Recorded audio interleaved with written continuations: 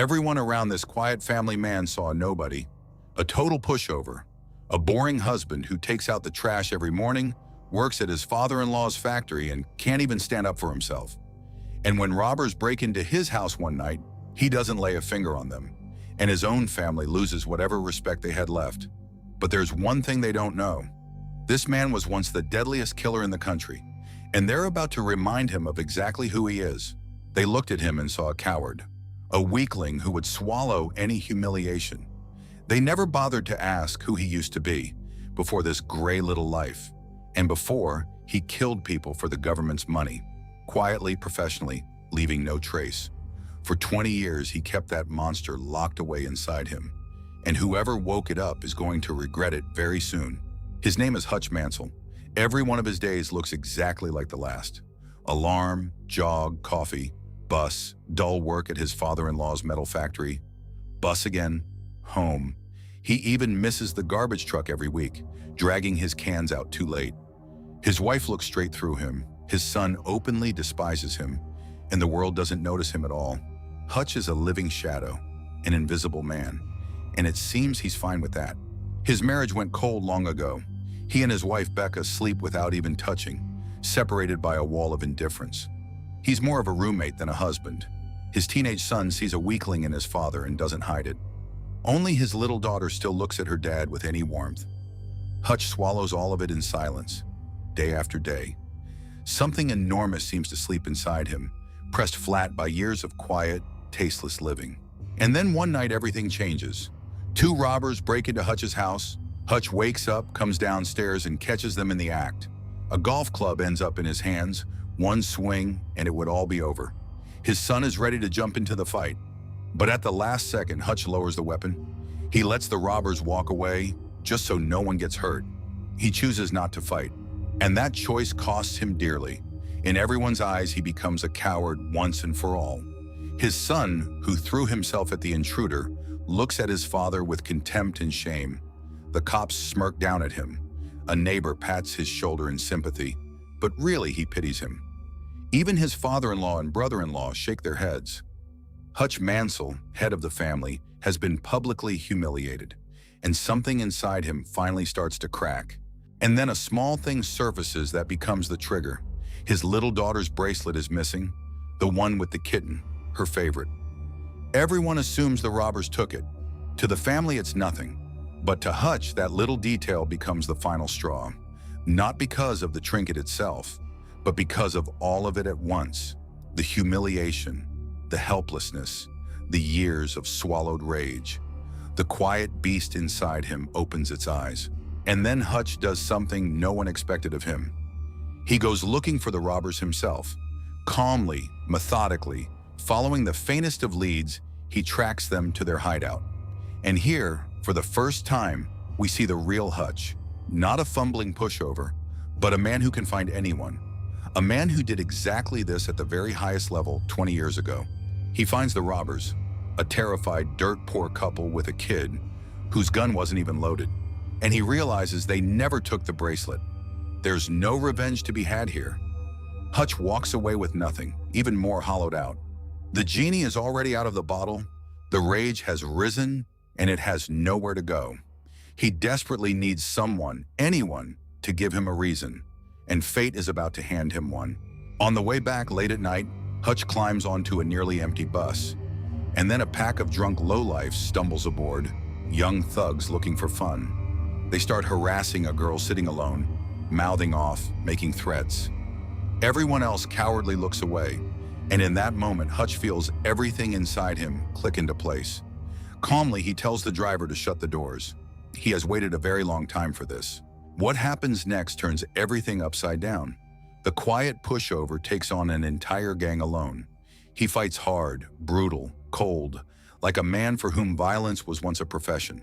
He takes a beating, he's cut and pounded, but he doesn't stop. When it's over, the thugs are strewn across the whole bus, and Hutch, bloodied, feels truly alive for the first time in years. After that fight, a spring coiled tight for 20 years seems to straighten out inside him. He comes home beaten up, but with a spark in his eyes that had been gone for a long time. He tasted again who he used to be, and understood that man never went anywhere. He was simply waiting. What Hutch doesn't know yet is that on that bus tonight, he signed a death warrant. Not just his own, but that of some very dangerous people. But this fight will carry a terrible price.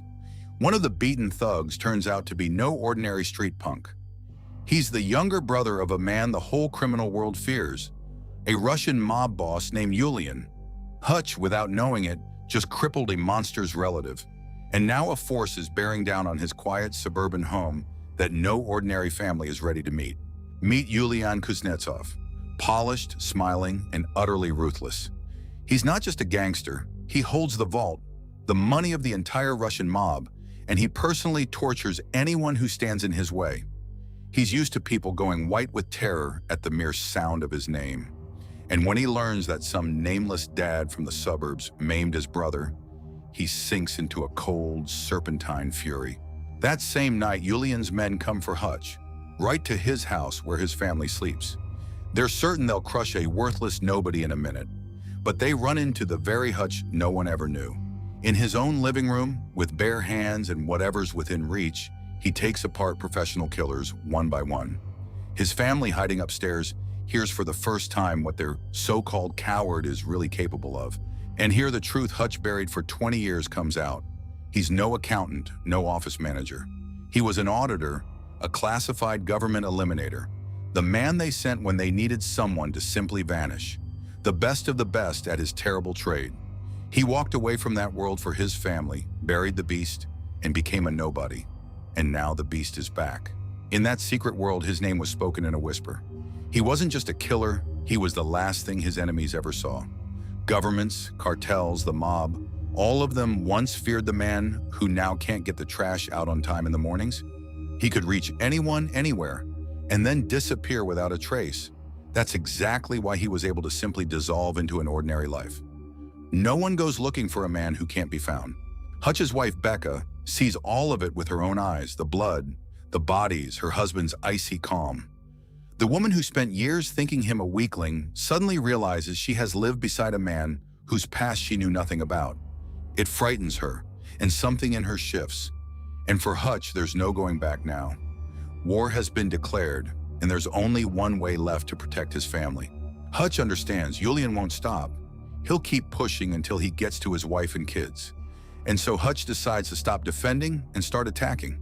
He sends his family somewhere safe, and he strikes where it hurts most, burning Yulian's vault to ashes, all the Russian mob's money that the boss answers for with his life. With that, he leaves the boss no choice. Now it's a war to the death. But Hutch isn't going into this war alone. He has cards Yulian doesn't even suspect. His father David, a frail-looking old man in a nursing home. Except this old man was once a fearsome FBI agent, and he still shoots without missing. And his adopted brother Harry, living in the shadows, is also a man from that same secret world. Hutch's quiet family turns out to be a clan of fighters. And here comes the moment when Hutch's feeble-looking father transforms. The old man everyone wrote off in the nursing home calmly pulls out a hidden arsenal and loads a shotgun as if all those years never passed. The old fire flares in his faded eyes.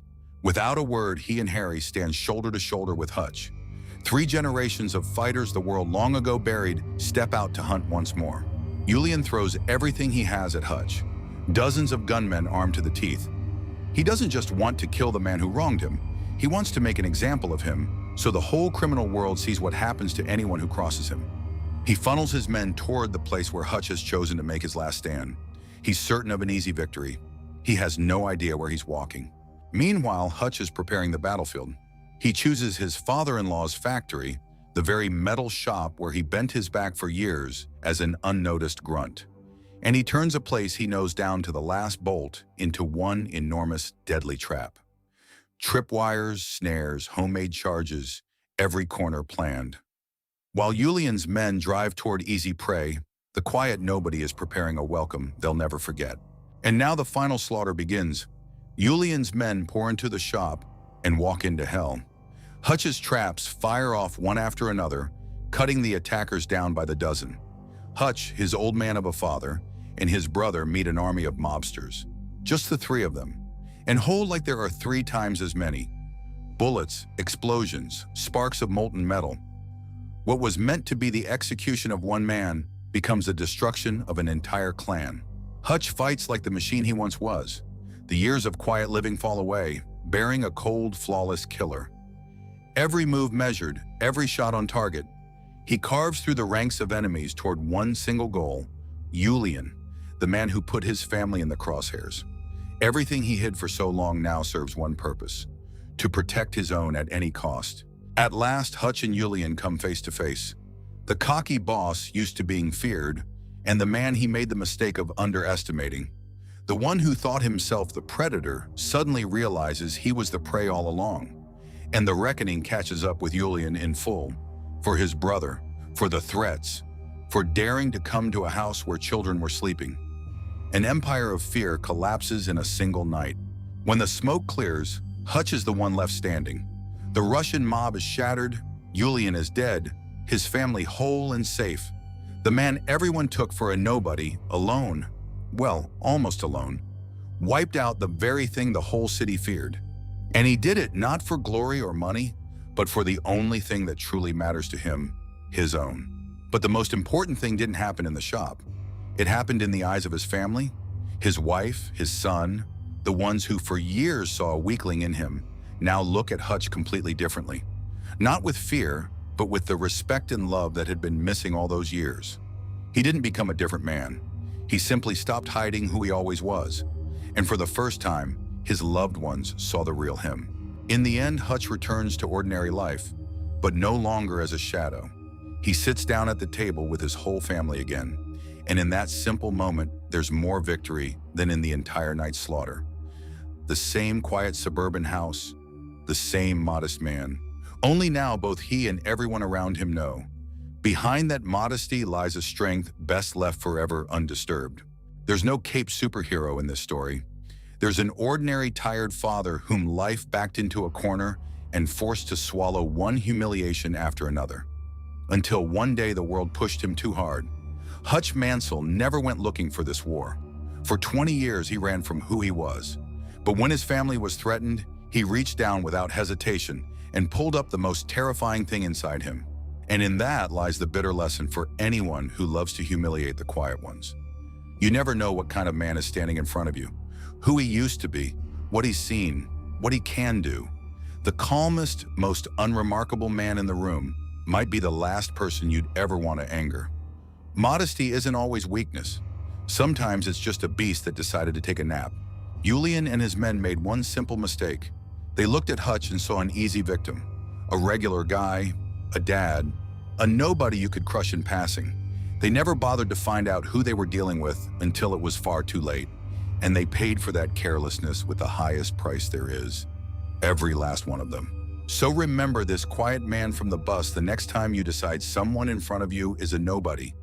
That this polite, unremarkable man can be humiliated, shoved, trampled without consequence.